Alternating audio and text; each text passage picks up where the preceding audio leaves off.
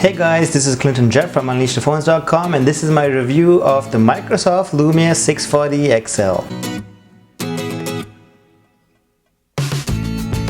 Another month, another Lumia. As you can tell from the name and the size of the XL, it's basically a larger version of the regular 640. Both of these phones were announced at Mobile World Congress last month, and along with the larger display, the 640 also has a bigger battery, a better camera, and even a better front-facing camera for selfies. In a way, the 640 XL is also a kind of successor to the Lumia 1320, which was another phablet-sized, kind of affordable Windows phone. Here's what I think about the Microsoft Lumia 640 XL. Alright, starting with design, the 640 XL looks pretty much like you'd expect a Lumia to look like. There's a lot of polycarbonate plastic all around, but the build quality is classic Nokia levels of solid. As always, the phone comes in a variety of colors, including a nice shade of cyan blue, white, black, and orange. And as always, I got the boring black version to review. Measuring 157 by 81 by 9mm and weighing 171 grams, the Lumia 640 XL is definitely large and you probably won't be able to reach all corners of the screen with your thumb. And while the corners of the phone are thankfully rounded, the sides of the 640 XL are more angular and do tend to dig into your palm when you're holding it. On the flip side, this does mean that the phone is more grippy to hold, especially because of the slightly textured finish on the back panel. But yes, indeed, it is a somewhat large phone, and at the launch of this phone, Microsoft stated that the Lumia 1320 was liked but criticized because it was a little bit too large. That's why this time around they've gone from a 6-inch screen down to a 5.7-inch screen, which is a slightly more practical size. But that being said, the 640 XL is still a little wide, so you'll definitely need to use both hands to use it comfortably. At the front of the 640 XL is a 5.7-inch 720p LCD IPS clear black display protected by Gorilla Glass 3. Considering the size of the screen, that resolution results in 259 ppi pixel density, which means it is possible to spot individual pixels if you look close enough, and text and icons can also look a little bit rough. But all in all, I do think it is fine enough to use. It's also worth mentioning that the clear black display polarizers used on the 640 XL means that it is very easily usable in outdoor sunny environments. By comparison, the regular 640 uses a clear black light single plane polarizer, which isn't anywhere as effective. Color reproduction is pretty good and very saturated with very deep blacks, and I should also mention that the 640 XL screen supports the much loved glance screen feature where it shows you the time and date and useful notifications when the phone is in standby. Above the display you have the centrally located earpiece with the Microsoft branding light below it and the 5-megapixel front-facing camera next to it. There's also a proximity sensor and an ambient light sensor hidden somewhere around here. Below the display you'll find no capacitive touch keys because the 640 XL uses on-screen navigation buttons. Instead you will find a lot of bezel though. On the left side there are no keys or ports whatsoever, keeping it minimalistic, while on the right side you just have the power and screen lock button and the volume rocker button. Unfortunately, no dedicated camera key here. At the top you just have the lone 3.5mm audio jack, while at the bottom you just have the lone micro USB charging port. Coming to the back of the phone, you'll see the 13-megapixel rear camera with a single LED flash. There's also the Microsoft branding and Zeiss branding right below it, and in a strange location you'll find the tiny little loudspeaker grill right next to the lens. Of course, the back panel is removable, and removing it gives you access to the micro SD card slot, and since this is the dual SIM version of the 640 XL, you'll also get access to those 2 SIM card slots. All in all, the 640 XL looks exactly like previous Lumia phones, but hey, the build quality is definitely very impressive. Okay, let's talk about hardware. The 640 XL is powered by a quad-core 1.2 GHz Snapdragon 400 processor with 1 GB of RAM and 8 GB of internal memory with a micro SD card slot as well. Windows Phone is a really lightweight operating system that runs remarkably well even on this budget hardware. In fact, Microsoft has used exactly the same processor on more expensive Lumias like the Lumia 830 and the Lumia 730, and that processor is the same one used on the 2014 Moto G. The Snapdragon 400 processor keeps things running surprisingly fast and fluid on the 640 XL, and all general day-to-day operations move along very quick and smooth. The 1 GB of RAM also means that multitasking works well enough. All the games I tried ran just fine on the 640XL, though you might see a couple frame drops now and then in very processor intensive moments. I've said it many times before, but I'll say it again, it really is quite a testament that Windows Phone runs so well on this hardware. Of course, there are times when the 640XL was slightly sluggish to respond, but this only happened in moments where a large volume of data was being transferred. For example, when I was opening up the music library or rendering a large web page.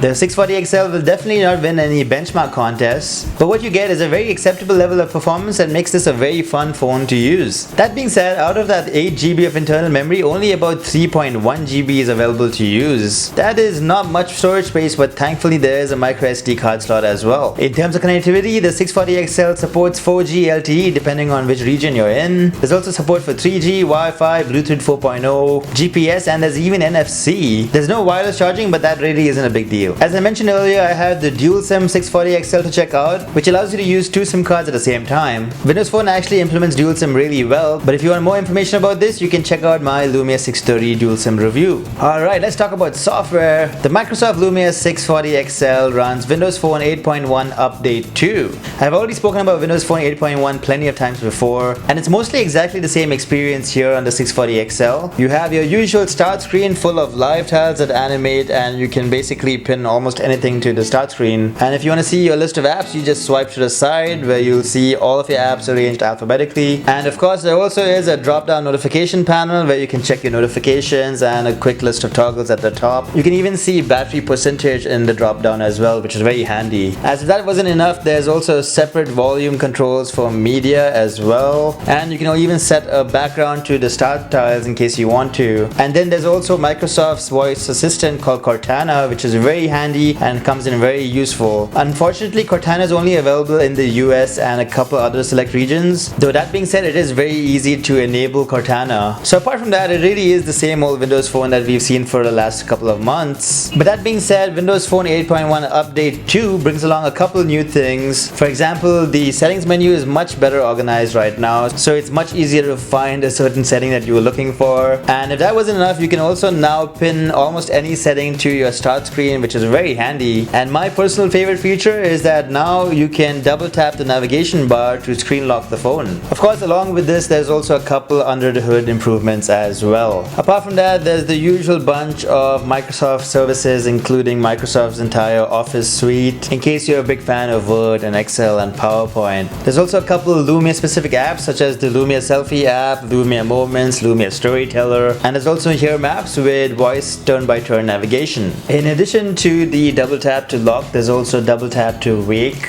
There's flip to mute an incoming call, as well as everyone's favorite glance screen feature. Coming to messaging, typing on the 640XL can be kind of a challenge because of how large that screen is. That being said, the Wordflow keyboard allows you to glide from alphabet to type something, though you'll still need to use both hands to type comfortably, unfortunately. Coming to multimedia, watching videos on this huge screen is actually a really pleasant experience. There's even support for a very large variety of codecs. Microsoft's Xbox Music and Xbox Video services are also built in, so you also have the ability to purchase more content to watch on the 640, but that's only if Microsoft sells content in your country. While I'm sure Microsoft's Xbox Music service must be pretty okay, it's not available here in India. But thankfully, the Mixed Radio service is pre-installed on the 640XL. Mixed Radio is actually really awesome and allows you to stream music for free, and it really is one of my favorite things about a Lumia Windows Phone. Listening to music via headphones on the 640XL is nice enough, though it doesn't get all the Dolby music features that you'd get on the Lumia 930 and the Lumia 830. Audio via the tiny little loudspeaker is good enough, and it can actually get really loud, though I wouldn't depend on this for conference calls. The very strange positioning also means that it does kind of get muffled when you place it on a flat surface, though the camera hump does allow some of the audio to pass through. Alright, let's talk about my favorite feature about the 640XL, the camera. The Lumia 640XL boasts a 30 megapixel rear camera with Zeiss optics and a 1x3 inch sensor. Lumia Camera version 5 is the camera app of choice on the 640XL. It's pretty much what we've seen before and allows you to tweak with all kinds of settings. There's no scene modes available though, but there is a rich capture mode which allows you to take HDR images. The phone is actually really fast at taking a picture, though if you enable rich capture it might take a little bit longer. Coming to camera quality, in good lighting results were actually kinda great. The rich capture definitely helps in some situations, but image quality was very decent for a phone in this price range. Images had a lot of detail with nicely saturated colors, though exposure and white balance was sometimes off. Because there is no optical image stabilization here, you'd want to be very careful when taking low light pictures. Low light picture quality is actually better than I expected it to be, though there is a fair bit of noise that manages to creep into every shot. Image quality from the front facing 5 megapixel camera is also pretty good. It actually manages to capture quite a good amount of detail, which means this phone is actually pretty decent for selfies. In terms of video, the 640 XL can record up to 1080p HD resolution at up to 30 frames per second, which is pretty decent considering the price tag. Video quality was surprisingly good, though the OIS would have definitely have been appreciated here. As always guys, I have a whole bunch of camera samples right over at UnleashThePhones.com, just in case you want to see how good or bad the 640 XL camera actually is. Okay, moving on to call quality. Call quality on the 640 XL was actually pretty good.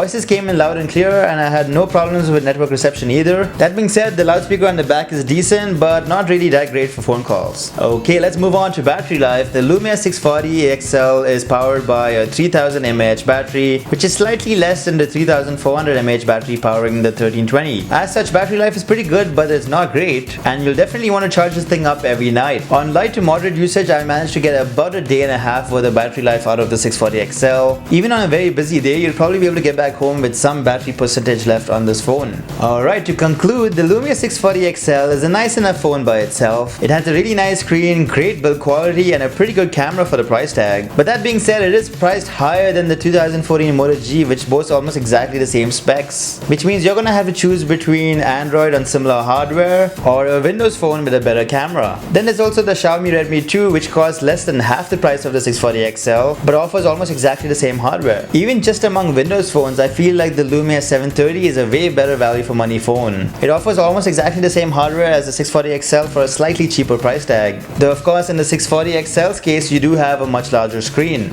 At the end of the day, the Microsoft Lumia 640 XL is a large Windows phone with a nice screen, a good camera, great build quality, and pretty solid performance. But there are some very decent Android alternatives out there that are also worth considering. Alright guys, so that's what I think about the Microsoft Lumia 640 XL. As always, if you guys have any questions about this phone, let me know right in the comment section below, or check out a detailed post right over at UnleashThePhones.com. And hey, if you like this video, maybe hit the like button and maybe subscribe, because that would be appreciated. And that's about it. Thanks for watching guys.